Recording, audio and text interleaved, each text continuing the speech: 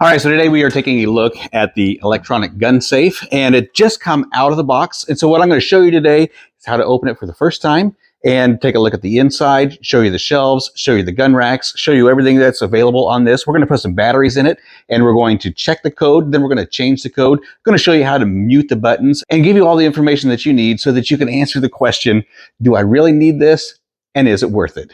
Now they sent this to me so I can show it to you, so let's get started. So right up here on the top, you have an accessory bag, and it is attached inside the door, so you got to get the door open to get that bag off. Inside this accessory bag, you do have an external battery pack so that you can plug it into the bottom side of your keypad if your batteries do go dead. You've also got some mounts here, concrete mounts, so that you can mount this to the floor or you can mount it to a wall. You also have two sets of keys.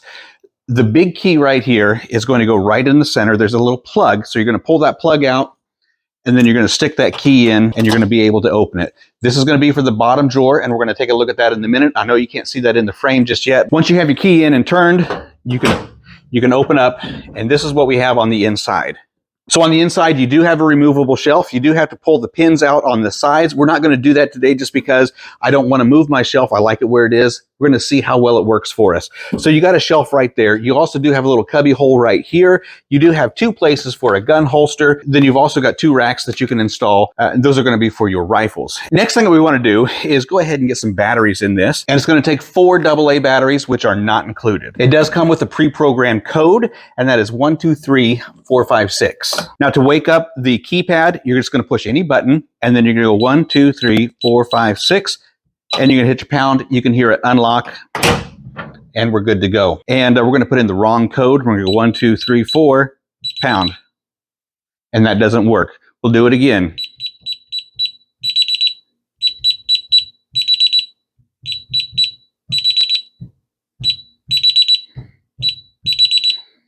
So it seems as though you can push in as many codes as you want, and there's not going to be an alarm that goes off. So the pins are right here. There's one on each side. And you can pop those pins out, and then you can move your shelf. Now, it's either going to be a shelf in or a shelf out. It doesn't raise or lower. On the door, there's your cubby hole. Your battery compartment, there's an LED light right there. Green button right here. So we got one gun holster there, and then we've also got another handgun holster there. Now, down here on the bottom, we do have another drawer that is available. Now, that key has to be in order for that to turn and open. So you don't just turn it and then pull the key out. The key stays in. This is kind of a tight, you can feel the latch moving down, and then you just pull with the key. Or you can use the handle. But that's a nice little lock drawer that you can put some ammunition in. Depending on what you use this for, you can put some of your batteries in there, like if you was using battery-operated socks, or if you're using hand warmers or things like that. You can keep everything in its right place so that you know where to find it for next year.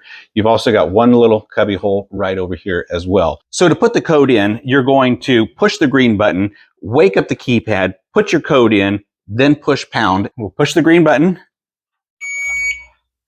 Then we're going to do 1, 2, 3, 4, pound. And then so there's a little jingle there to let you know that it works. So we're going to test it out. Wake up the pad. 1, 2, 3, 4. And we can open it. We'll go back to our old code. Make sure that that's been cleared out. Wake it up. 1, 2, 3, 4, 5, 6. And you can't open it. So we're going to do the 1, 2, 3, 4 again, open it, and then we're good to go. Now, if you wanted to put in a second code, you're going to wake up the keypad, 1, 2, 3, 4, and you're going to hit the pound button, open it up. Now, in the open state, we're going to wake up the keypad again, and we're going to hit 0, 0. Then we're going to push our green button.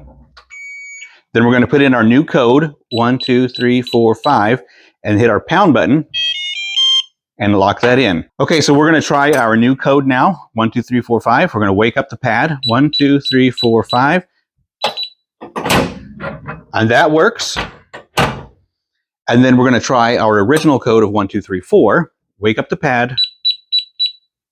So I have 2 codes that are currently working. Now, if I wanted to mute the beeps, I'm going to hit 1, 1 and pound, and that mutes it now. So I'm going to wake up the keypad again and put in my code.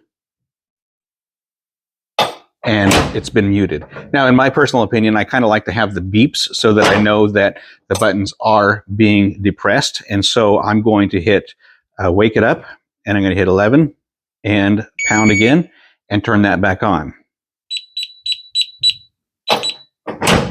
Just like that. Okay, so the last thing that I want to show you here is the external battery pack. So you're going to put your 4 batteries in right here, and then you're going to be able to plug this in bottom side and have an external battery pack just like that. So super handy. I think it's very important that we keep our firearms locked up at all times, especially if we have children in the house. And depending on how many firearms you have, or if you want to keep certain calibers separated from your other shotguns and your rifles, then that's totally up to you, and you can use a gun safe just like this. So the question that we need to answer is, do I really need this?